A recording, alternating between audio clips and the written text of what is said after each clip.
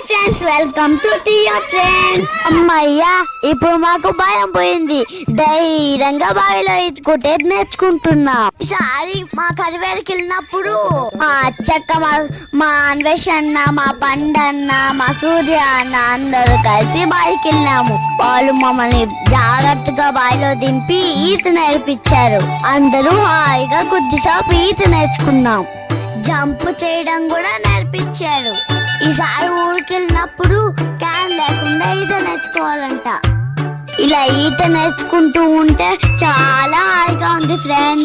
Thank you for watching our video. Have a nice day.